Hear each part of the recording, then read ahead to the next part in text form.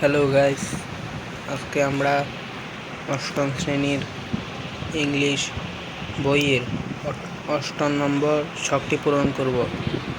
ওকে, চলো আমরা অষ্টম শ্রেণীর 8 পৃষ্ঠার ছকটি পূরণ করে আসি। গাইস, এটা আমরা এখন চলে আসলাম এর আনসারে। এখানে লেখা ছিল ক্যারেক্টার ডিসক্রাইবড। এটার অর্থ হলো বর্ণিত চরিত্র। তারপরে লেখা ছিল কম্পেয়ার টু অর উইথ, যার সাথে তুলনা করা হয়েছে।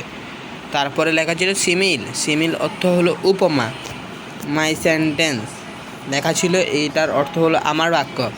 তারপরে লেখা ছিল রিজন ফর ইউজিং দ্য সিমিল, উপমা এটার অর্থ হলো উপমাটি ব্যবহারের কারণ। তারপরে এই ক্যারেক্টার ডিসক্রাইব বা বর্ণিত চরিত্রে তোমরা লিখবে যে কুইন বালকিস প্রথমে। তারপরে তোমার এখানে কম্পেয়ার টু অর উইথ, কার সাথে তুলনা করা হয়েছে বা এরকম কিছু একটা তোমরা লিখবে যে কি টকিং টু ফ্রেন্ড, মানে বন্ধুদের সাথে কথোপকথন, এটাই।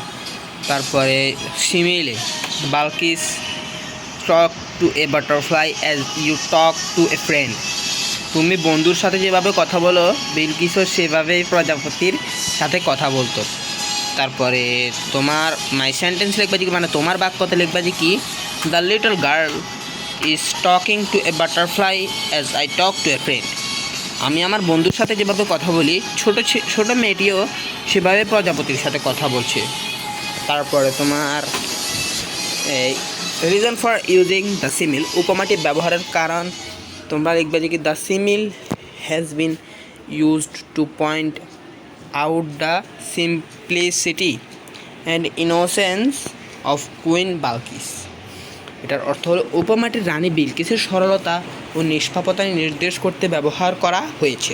ওকে, তারপরে ক্যারেক্টার ডিসক্রাইবডের সেকেন্ডে লিখবে যে কি কিং সোলোমান অর্থ রাজা সোলাইমান, টকিং বিটুইন টু ম্যান, এটার অর্থ হলো দুজন মানুষের মধ্যে কথোপকথন। তারপরে তোমার সিমিলে লিখবা যে কি উপমাতে লিখবা যে কি Solomon talk to a butterfly as a man would talk to a man, এক ব্যক্তি আরেক ব্যক্তির সাথে যেভাবে কথা বলে সোলাইমানও সেভাবেই প্রজাপতির সাথে কথা বলতো। তারপরে মাই সেন্টেন্স মানে তোমার বাক্যতে লিখবা যে কি I saw the old man talking to a butterfly as a man talks to another man, এক ব্যক্তি আরেক ব্যক্তির সাথে যেভাবে কথা বলে আমি বৃদ্ধ লোকটিকে সেভাবে প্রজাপতির সাথে কথা বলতে দেখেছি। এটা হলো তোমার বাক্য।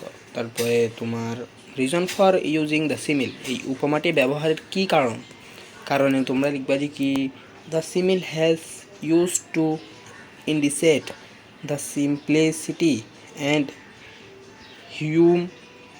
হিউমব্লেন্স অফ সোলোমান কিং সোলোমান, উপমাটি রাজা সোলাইমানের সরলতা এবং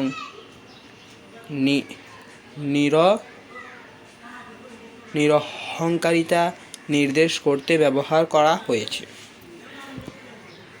তো গাইস, আমরা এখন এটা শেষ করেছি। আমরা গাইস পরে আজকে এতটুকুই, পরে অন্য ছক দেখিয়ে দিব। তোমাদের কিছু লাগলে কমেন্টে বলবে এবং আমাদের চ্যানেলটি সাবস্ক্রাইব করে দাও যারা এখন আমাদের চ্যানেলটি সাবস্ক্রাইব করোনি।